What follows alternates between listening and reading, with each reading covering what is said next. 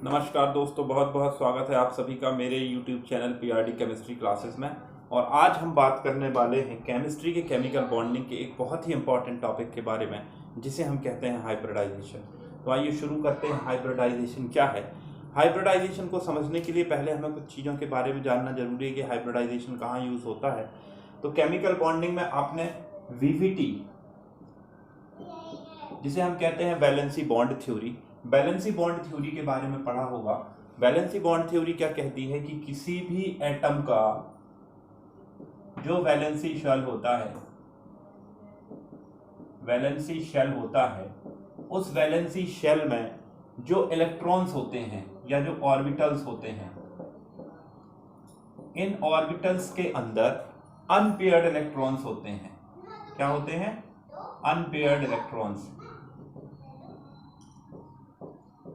अब ऑर्बिटल्स ऐसे हो सकते हैं जिनमें पेयर्ड इलेक्ट्रॉन्स भी हों, जिनमें अनपेयर्ड इलेक्ट्रॉन्स भी हों, लेकिन हम केवल किन ऑर्बिटल्स की बात करेंगे? ऐसे ऑर्बिटल्स की बात करेंगे जिनमें अनपेयर्ड इलेक्ट्रॉन्स होते हैं, और ये अनपेयर्ड इलेक्ट्रॉन्स वाले ऑर्बिटल दूसरे ऑर्बिटल्स के साथ ओवरलैपिंग करते हैं, और ओवरलैपिंग के थ्रू क्या बनते हैं? केमिकल बॉन्ड्स बनते हैं। ये सारी चीजें हमने कहाँ पर पढ़ी थी? VVT में पढ़ी थी, या फिर आप मेरा VVT वाला वीडियो आप इन सारी चीजों को सीखने के लिए देख सकते हैं। ठीक है, अच्छा। तो इसके थ्रू क्या बनते हैं? बॉन्ड बनते हैं, एक चीज। दूसरा, एक और वीडियो है valency shell orbit, valency shell electron pair repulsion theory से रिलेटेड, जिसमें हमें इस बात की जानकारी मिलती है कि यदि किसी मेटल, किसी एलिमेंट, किसी भी एलिमेंट के वैलेंसी शेल में यदि जो बॉन्ड पेयर या जो लोन पेयर होते हैं, मान लीजिए ये कार्बन है, वो कार्बन के ये 4 लोन पेयर है, या नाइट्रोजन जब NH3 बनाता है 1 2 3, और ये इनको हम क्या कहते हैं? ये कहलाते हैं लोन पेयर, और ये वाले जो बॉन्ड्स में हिस्सा लिए रहते इलेक्ट्रॉन्स हैं वो कहलाते हैं बॉन्ड पेयर। ठीक है, पेयर ऑफ इलेक्ट्रॉन्स। तो ये लोन पेयर है और ये बॉन्ड पेयर है। इनके आधार पे valency shell electron pair repulsion theory जो है वो क्या करती है? वो इनके शेप का डिटर्मिनेशन में काफी सारी चीजों को एक्सप्लेन करती है। ठीक है, तो ये दो पार्ट तो हमारे केमिकल बॉन्डिंग के हैं, VVT and valency shell electron pair repulsion theory, जिनके द्वारा हमें काफी सारी चीजों के आंसर्स मिलते हैं। लेकिन VVT के थ्रू जब हम किसी एग्जाम्पल को एक्सप्लेन करते हैं तो कुछ उसमें कमियां थी। आइए उन कमियों की चर्चा करते हैं, और उससे हमें यह भी पता चलेगा कि VVT में हाइब्रिडाइजेशन की आवश्यकता क्यों है।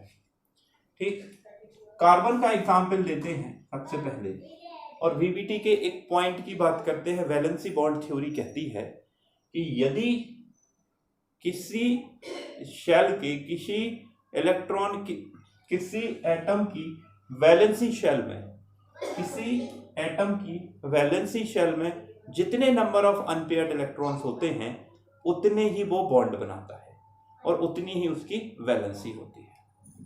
कार्बन के केस में इसको समझते हैं। ये देखिए कार्बन का ये इलेक्ट्रॉनिक कॉन्फ़िगरेशन है। दिस इज कार्बन का electronic configuration. First S2, second S2, 2p2, और यहां इसको हम क्या बोलेंगे? वैलेंसी शेल बोलेंगे। और वैलेंसी शेल के अंदर जो इलेक्ट्रॉन्स हैं वो 4 इलेक्ट्रॉन्स तो हैं, लेकिन 4 में से हमारे पास अनपेयर्ड कितने हैं? 2 अनपेयर्ड हैं, 2 अनपेयर्ड हैं। अब जब 2 अनपेयर्ड हैं तो इसकी वैलेंसी भी क्या होनी चाहिए? वैलेंसी भी इसकी 2 होनी चाहिए। बट कार्बन की वैलेंसी कितनी होती है? 4 होती है।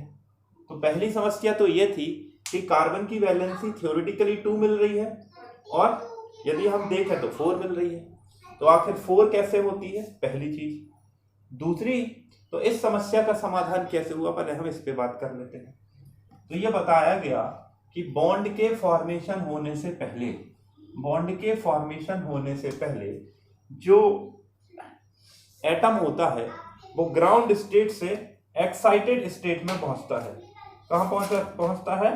ग्राउंड स्टेट से एक्साइटेड स्टेट में पहुंचता है। तो ये जो यहां पर दिया गया है दिस इज ग्राउंड स्टेट। जैसे हम बने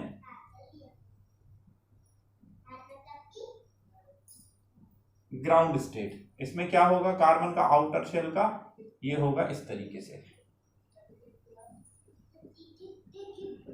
ये कार्बन का आउटर शेल कॉन्फ़िगरेशन है ग्राउंड स्टेट में। अब यदि हम एक्साइटेड स्टेट की बात करें, एक्साइटेड स्टेट में क्या होता है, यहां से इलेक्ट्रॉन यहां पर चला जाता है, तो ये इस तरीके से कार्बन की एक्साइटेड स्टेट अब बनेगी इस तरीके से। तो यहां पर कार्बन की वैलेंसी कितनी हो जाती है, 4 हो जाती है। तो चलिए एक समस्या का समाधान तो हमारे पर ग्राउंड स्टेट और एक्साइटेड स्टेट से हो गया, लेकिन अब इसके साथ साथ हम आगे चलते हैं और क्या देखते हैं क्या हो रहा है। अब कार्बन जो है, कार्बन के ये 4 अनपेयर्ड इलेक्ट्रॉन्स हैं,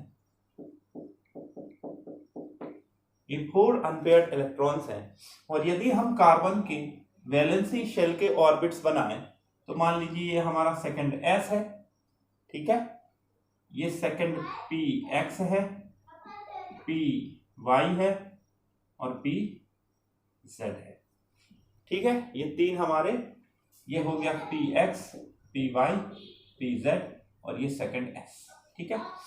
अब जब इसका ओवरलैपिंग होगी, मान लीजिए CH4 को बनना है, तो एक यहां पर फर्स्ट S1, यहां पर फर्स्ट S1, ठीक है, एक ये हो गया, एक यहां पर फर्स्ट S1 के साथ फ्रंट ओवर, और एक ओवरलैपिंग यहां पर होगी, यहां पर 2 इलेक्ट्रॉन, यहां पर 2 इलेक्ट्रॉन, 2 इलेक्ट्रॉन और यहां पर 2 इलेक्ट्रॉन, ठीक, इस तरीके से ओवरलैपिंग हो जानी चाहिए। इसके थ्रू एक इलेक्ट्रॉन यहां पर, यहां पर, यहां पर और यहां पर आ जाएगा और CH4 का आपका स्ट्रक्चर बन जाएगा। इसके स्ट्रक्चर को यदि हम valency shell electron pair repulsion theory से बात करें तो कुछ इस तरीके से स्ट्रक्चर हमें इसका मिलना चाहिए, ओके। लेकिन इसमें अभी एक प्रॉब्लम है। प्रॉब्लम क्या है, एक बॉन्ड इसमें है किसका, एस ओवरलैपिंग का, और ये 3 बॉन्ड जो हैं ये है एस पी ओवरलैपिंग के। तो इस आधार पे हम कह सकते हैं कि इन 3 बॉन्ड्स का नेचर एक जैसा होना चाहिए और इस बॉन्ड का नेचर अलग होना चाहिए, ठीक है, इतनी बात क्लियर है कि इसका नेचर, इन 3 बॉन्ड्स का नेचर एक जैसा होना चाहिए और इसका नेचर क्या होना चाहिए, डिफरेंट होना चाहिए, ठीक है। तो क्या वास्तव में ऐसा होता है, नहीं, वास्तव में इस तरीके से नहीं होता है। वास्तव में होता क्या है, रियल में ये चारों जो बॉन्ड्स होते हैं, ऑल 4 बॉन्ड्स आर सेम, सारे के सारे बॉन्ड्स जो यहां पर बन रहे हैं वो सारे के सारे नेचर वाइज सेम होते हैं। This is experimentally proved.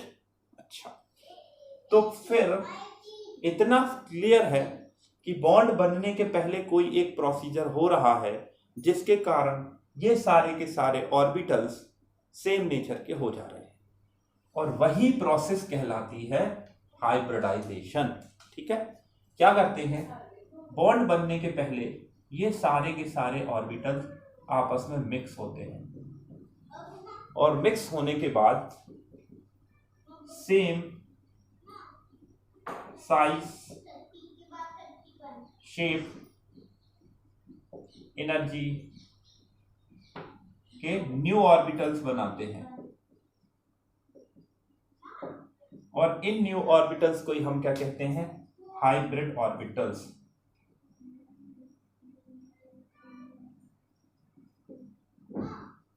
Hybrid orbitals, और ये जो हाइब्रिड ऑर्बिटल्स बनने की प्रोसेस होती है, इसी प्रोसेस को हम क्या कहते हैं, हाइब्रिडाइजेशन।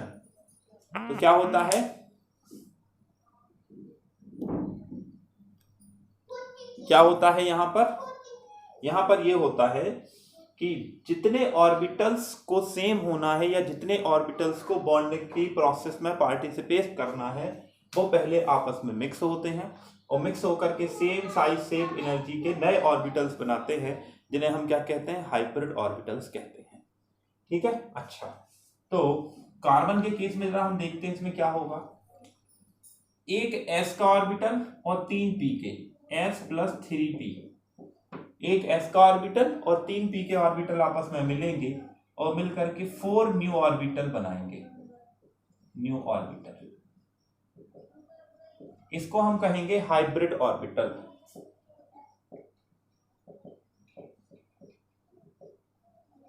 क्या कहेंगे, हाइब्रिड ऑर्बिटल। और चूंकि एक s और 3p, इसलिए हम उसको कहेंगे sp3 हाइब्रिड ऑर्बिटल। और हर हाइब्रिड ऑर्बिटल का जो शेप होता है वो इस तरीके का होगा। तो sp3 हाइब्रिड ऑर्बिटल्स कितने बनेंगे, टोटल 4 बनेंगे। और इस प्रोसेस को हम बोलेंगे sp3 हाइब्रिडाइजेशन। क्या बोलेंगे, sp3 हाइब्रिडाइजेशन, जहां एक s का और 3 p के ऑर्बिटल्स आपस में मिल रहे हैं और 4 न्यू sp3 हाइब्रिड ऑर्बिटल्स बना रहे हैं। ओके। अच्छा, अब देखिए ये जो हाइब्रिड ऑर्बिटल्स आपके बनेंगे, ये क्या करेंगे, कार्बन में ही बने हुए हैं। तो कार्बन में ही एक यहां पर, एक यहां पर, यहां पर और यहां पर, इस तरीके से ये अरेंज हो जाएंगे। यहां पर एक अनपेयर्ड, यहां पर अनपेयर्ड, यहां पर अनपेयर्ड, यहां पर अनपेयर्ड। ये भी क्या है आपका sp3 हाइब्रिड है, ये भी sp3 हाइब्रिड है, ये भी sp3 हाइब्रिड है और ये भी sp3 हाइब्रिड है। अब इसके बाद, अच्छा ये शेप इसको क्या बोलते हैं, टेट्राहीड्रल। और टेट्राहीड्रल जो शेप होता है ये कब आता है, जबकि 4 बॉन्ड पेयर्स आपके, ये किस थ्योरी के through, valency cell electron pair repulsion theory के थ्रू ये शेप बनता है। अच्छा, यहां पर क्या होगा, front overlapping, front overlapping, front overlapping और फ्रंट ओवरलैपिंग। किसके साथ, first s1, first s1, first s1 और फर्स्ट s1। कौन, हाइड्रोजन का, ये हाइड्रोजन है, ये हाइड्रोजन है, ये हाइड्रोजन है और ये हाइड्रोजन है। और इस तरीके से CH4 का स्ट्रक्चर बन जाता है इस तरीके से, hydrogen hydrogen hydrogen hydrogen, bond pair bond pair bond pair bond pair, bond angle 109.28 minute. ठीक है, ये आपका हो गया बॉन्ड एंगल, शेप हो गया टेट्राहीड्रल, हाइब्रिडाइजेशन हो गया इसका sp3 हाइब्रिडाइजेशन। ठीक है, तो इस तरीके से आखिर वीवीटी में हाइब्रिडाइजेशन क्यों पाया जाता है, उसके पीछे का रीजन क्या है, क्यों हम हाइब्रिडाइजेशन को पढ़ते हैं, क्यों हाइब्रिडाइजेशन पढ़ना जरूरी है, इन सारे सवालों के जो जवाब हैं वो आपको यहां से मिलते हैं। इसके बाद तो अब देखिए इसमें किस किस चीज का एप्लीकेशंस लग रहा है।